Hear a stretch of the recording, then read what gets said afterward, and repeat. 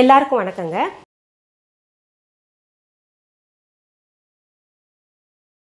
என்கிட்ட கமெண்ட் பாக்ஸில் நிறைய பேர் வந்து கேட்டிருக்கீங்க, மண் பாத்திரம் எப்படி உபயோகிக்கணும், அதன் பயன்கள் எல்லாம் சொல்லுங்கன்னு சொல்லிட்டு. இந்த மண் பாத்திரங்கள்ல என்ன விசேஷம்னா, பஞ்சபூதங்கள்ல முதன்மையானது இந்த மண். இந்த மண்ணில் இருந்தால் பார்த்தீங்கன்னா நம்ம உலகத்தில் பயன்படுத்தக்கூடிய அத்தனை பொருள்களுமே கிடைக்குதுங்க.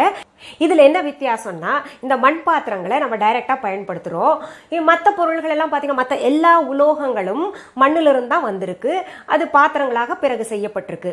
இந்த மண் பாத்திரத்தில் என்ன சிறப்பு, இதில் சமைச்சா என்ன சிறப்புன்னு பார்த்தீங்கன்னா, அந்த காலத்தில் முன்னோர்கள் எல்லாம் இந்த மண் பாத்திரத்தில் தான் சமைச்சு சாப்பிட்ருக்காங்க. அதுவும் மீன் குழம்பெல்லாம் இதில் வச்சா நல்லா இருக்கும்பாங்க. இந்த வத்த குழம்பு, பூண்டு குழம்பு, அப்புறம் இந்த புளி போட்டது எது இருந்தாலுங்க இந்த மண் பாத்திரத்தில் சமைச்சு அப்படியே மூடி வச்சிட்டோம்னா அது ஊற ஊற அவ்வளோ சுவையாக இருக்குங்க. இந்த மண் பாத்திரத்தில் சமைச்சோம்னா சுவை கூடும், அப்புறம் அடி பிடிக்காதுங்க. இப்போ நாகரீகத்தின் வளர்ச்சியால மற்றும் அது பயன்படுத்துறதுக்கு ரொம்ப பயமா இருக்கும். நான் நிறைய பாத்திரம் வச்சிருந்தேங்க, எங்க வீட்டில் ஹெல்ப்பர் இருக்காங்க இல்லையா, அவங்க வந்து பட்டுன்னு போட்டு நிறைய உடைச்சிட்டாங்க. அப்புறம் இன்னும் கொஞ்சம் பாத்திரம் இருக்கு, அது இங்க வைக்க இடம் இல்லாதனால நான் வைக்கல. அந்த மாதிரி உடஞ்சிருமோன்னு பயந்துகிட்டு நம்ம வந்து அது பயன்படுத்துறத குறைச்சிக்கிட்டு வர்றோம். நமக்கு வசதியா வேற என்ன இருக்கும் அந்த மாதிரி எல்லாம் பயன்படுத்திக்கிட்டு வர்றோம். ஆனா இதுல என்ன ஒரு வியப்புன்னா, நீங்க நம்ப மாட்டீங்க, இப்போ ஸ்டார் ஹோட்டல்லாம் பார்த்தீங்கன்னா இந்த மாதிரி சின்ன குவளையில் தயிர் கொடுக்குறாங்க, லஸ்ஸி கொடுக்குறாங்க, பாதாம் பால் கொடுக்குறாங்க சில்லுன்னு. இதெல்லாம் வந்து கொடுக்க ஆரம்பிச்சாங்க. மண் பாத்திரத்தில் நமக்கு உணவு கொடுக்கறதுக்காக பார்த்தீங்கன்னா அதிக விலைங்க. கேட்டால் என்னன்றாங்க, மண் பாத்திரத்தில் கொடுக்குறோம் இல்லைங்க அப்படின்னு சொல்கிறாங்க. இதில் இன்னொரு வியப்பான செய்தி, நீங்கள் நிறைய ஸ்டார் ஹோட்டலில் போய் பாருங்களேன், பழைய சாதம் இருக்கு இல்லையா, நம்ம முன்னோர்கள் எல்லாம் உடம்புக்கு நல்லதுன்னு சொன்ன அந்த பழைய சாதம் எல்லாம் அந்த மண் பாத்திரத்தில் போட்டு சின்ன வெங்காயம் நறுக்கி கொடுக்குறாங்க. அது கூட மிளகா துவையல் கொடுக்குறாங்க, இல்லாட்டி சுட்ட மிளகா கொண்டு வச்சிடறாங்க ஸ்டார் ஹோட்டலில்.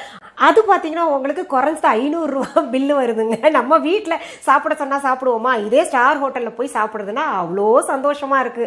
இதில் இன்னொரு நல்ல செய்தி உங்களுக்கு தெரியப்படுத்துறேங்க.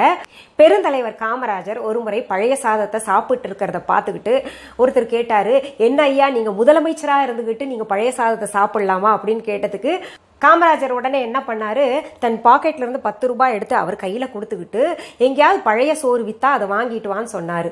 இதை கேட்டு அவர் சொன்னாரு, பழைய சாதத்தை எந்த ஹோட்டல்ல விற்பாங்க, எங்க கிடைக்கும் அப்படின்னு சொல்லி கேட்டதுக்கு காமராஜர் உடனே சொன்னாரு, கிடைக்காது இல்ல, அப்ப அரிதான பொருளை தான் நான் சாப்பிட்டுக்கிட்டு இருக்கேன் அப்படின்னு சொன்னோன்னா வந்தவர் வாய் அடிச்சுட்டு சும்மா இருந்துட்டாரு.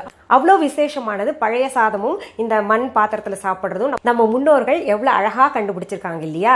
இந்த மண் பாத்திரத்தை நம்ம பழக்கிறது எப்படின்னா, முதல்ல வாங்கிட்டு வந்த உடனே அரிசி களைவோம் இல்லையா, அந்த தண்ணியை ஊத்தி ஊற வச்சிடலாங்க. ஒரு இரவு முழுக்க ஊறட்டும். அப்புறம் பாத்தீங்கன்னா அடுத்த நாள்ல இருந்து நம்ம பயன்படுத்திக்கலாம். என்கிட்ட நிறைய பேர் கேட்டிருக்கீங்க, உங்க மண் பாத்திரங்களாகட்டும் இல்ல ஸ்டீல் பாத்திரங்களாகட்டும் எல்லாமே புத்தம் புதுசா இருக்கு, அந்த பூஞ்ச மாதிரி இருக்கும் இல்லையா மேல, அதெல்லாம் பூக்காம இருக்குன்னு சொல்லிட்டு கேட்டிருக்கீங்க.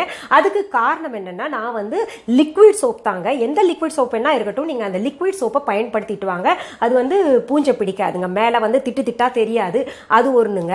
2-3 சகோதரிகள் கமெண்ட் பாக்ஸ்ல வந்துட்டு என்கிட்ட கேட்டிருந்தாங்க, எங்களுக்கு பாத்திரம் விளக்கி எங்களுடைய கைகள் எல்லாம் பாத்தீங்கன்னா ரொம்ப வெடிச்சிருக்கு, எரிச்சல் எடுக்குது, அப்புறம் நகக்கண்கள் எல்லாம் ரொம்ப வலிக்குது, என்ன பண்ணலாம்னு சொல்லிட்டு.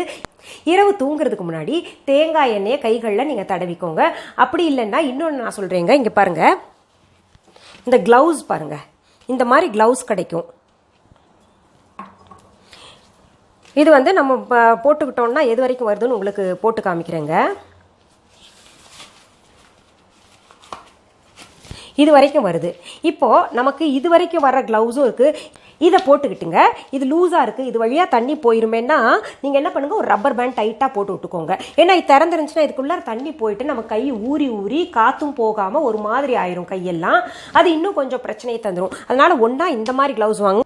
அப்படி இல்லைன்னா இந்த பாதி கையளவுக்கு ஒரு கிளவுஸ் கிடைக்குதுங்க, அது வாங்கி கூட போட்டுக்கலாம். தற்சமயம் என் கையில இல்லாத காரணத்தினால உங்களுக்கு அது இங்க காமிச்சு கொடுக்க முடியல. இப்போ இந்த கிளவுஸை போட்டு நீங்க லிக்விட் சோப்பு வந்து தொட்டுக்கிட்டு, இங்க பாருங்க, நான் பயன்படுத்தக்கூடியது இந்த நாருங்க, நல்லா ஜிகு ஜிகுன்னு இருக்குல்ல, இது வந்து நீங்க ஸ்டீலுன்னு நினைச்சுக்காதீங்க. இந்த நார்ல என்ன ஸ்பெஷல்னாங்க, நமக்கு நல்லா ரஃப்பாகவும் இருக்கும், சாஃப்டாவும் இருக்கும், ரெண்டும் கலந்து இருக்கும். இது வந்து எந்த ஸ்கிராச்சஸையும் பாத்திரத்துல ஏற்படுத்தாதுங்க. பாத்திரம் தேய்க்கிற நார் பாத்தீங்கன்னா ரொம்ப நல்லா இருக்கும், விலையும் ரொம்ப சாதாரணமா இருக்குங்க. அதனால இது பயன்படுத்திங்கன்னா நமக்கு பாத்திரமும் ஸ்கிராச் ஆகாது, அழுக்கும் நல்லா போகும். அதனால இது பார்த்து வாங்கிக்கோங்க. இந்த நார் பாருங்க எவ்வளவு பிளெக்சிபிளா இருக்கு பாத்தீங்களா. இந்த நார்ல லிக்விட் சோப் தொட்டுட்டுங்க, லிக்விட் சோப் வந்து அப்படியே சாலிடா ரொம்ப டென்சிட்டியா நீங்க எடுத்துக்காதீங்க, அதுல கொஞ்சம் தண்ணி கலந்துக்கலாம், அதை தொட்டு தொட்டு நீங்க விளக்கிக்கலாங்க. அப்புறம் விளக்கும் போது ரொம்ப முக்கியமானது உங்களுக்கு சொல்றேன், நம்ம விளக்குன பின்னாடிங்க கழுவுறது பாத்தீங்கன்னா இப்படி கையை வச்சு தேய்ச்சி கழுவணும், அப்பதான் பாத்திரம் வந்து சுத்தமா இருக்கும். நிறைய பேர் நான் பார்த்திருக்கேன், டப்ல தண்ணியை நிறைச்சிட்டுங்க என்ன பண்ணுவாங்க, அந்த அப்படியே விளக்கி அந்த டப்ல எல்லாத்தையும் போட்டுட்டு போவாங்க சோப்போட. அது வந்து உங்களுக்கு நிச்சயமாக அது பாத்தீங்கன்னா ஒரு மாதிரி தான் இருக்கும், அப்புறம் கழுவுன பின்னாடி ஒரு மாதிரி இருக்கும். அப்படி இல்லாம நம்ம என்ன பண்ணும், இப்படி எந்த பாத்திரம் ஸ்டீல் பாத்திரமாக இருந்தாலும் எது தேய்ச்சாலும் கழுவும் போது இப்படி நல்லா தேய்க்கணும், கையை போட்டு இப்படி நல்லா தேய்ச்சோம்னா பளிச்சுன்னு இருக்குங்க. அது தேய்ச்ச பின்னாடி ரொம்ப முக்கியமானது, நம்ம அப்படியே இப்போ நேரம் காலம் இல்லாதனால நம்ம என்ன பண்றோம், துடைக்கிறது இல்லை. ஈரத்தோட நம்ம பாத்திரத்தை வச்சோம்னா மண் பாத்திரம் சீக்கிரத்துல உங்களுக்கு பூஞ்சை பிடிச்சிட்டு கெட்டு போயிருங்க. ஏன்னா ஈரப்பதம் இருக்கும் இல்லையா, அது டக்குன்னு சீக்கிரத்துல உடஞ்சிரும். அதனால நீங்க நல்ல சுத்தமான துணியில தொடச்சி வைக்கிறது ரொம்ப உத்தமங்க. சரி, உங்களுக்கு இந்த எபிசோட்ல நான் சொன்ன தகவல் பயனுள்ளதாக இருந்திருக்கும். மீண்டும் அடுத்த எபிசோட்ல வேற ஒரு தகவலோட நான் உங்களை சந்திக்கிறேன். நன்றி, வணக்கம். அன்பான வாடிக்கையாளர்களே, உங்கள் விஹா ஸ்டோரில் பூஜை பொருட்கள், சிலைகள், ராசிக்கற்கள், வாஸ்து பொருட்கள், விதைகள், பாரம்பரிய அரிசி வகைகள், சிறுதானியங்கள், ஆர்கானிக் பொருட்கள், மூலிகை எண்ணெய், மளிகை பொருட்கள், மரச்செக்கு எண்ணெய், மரப்பொருட்கள், வெள்ளி ஆபரணங்கள், கிஃப்ட் ஆர்டிகல்ஸ், காட்டன் மற்றும் பட்டு புடவைகள், காட்டன் சுடிதார்கள், பட்டு பாவாடை, குழந்தைகளுக்கான விளையாட்டு பொருட்கள், ஹை குவாலிட்டி இமிடேஷன் நகைகள், வீட்டு உபயோக பொருட்கள், ஜூட் பேக்ஸ், ஹேண்ட்மேட் சோப்ஸ், அழகு சாதன பொருட்கள், சிறுதானிய பிஸ்கெட்டுகள், ஹோம் அப்ளையன்சஸ், இன்னும் பற்பல பொருட்கள் விற்பனைக்குள்ளது. விஹா ப்ராடக்ட்களை நீங்கள் வாங்க விரும்பினால் அது எங்களுடைய viha.online வெப்சைட் மற்றும் சென்னை ராஜா அண்ணாமலைபுரத்தில் உள்ள எங்கள் விஹா ஸ்டோரில் மட்டுமே கிடைக்கும் என்பதை தெரிவித்துக் கொள்கிறோம். வேறு எந்த ஆன்லைன் வெப்சைட்களிலும் விஹா ப்ராடக்ட்கள் விற்பனைக்கு கிடையாது என்பதை நீங்கள் கவனத்தில் கொள்ள வேண்டும். எங்கள் விஹா ஸ்டோரின் விலாசத்தை கண்டறிய கூகுள் மேப்ஸில் விஹா ஸ்டோர் என்று டைப் செய்தால் வழியை கண்டறியலாம். www.viha.online வெப்சைட்டிலும் விஹா ஸ்டோரின் அட்ரஸ் உள்ளது.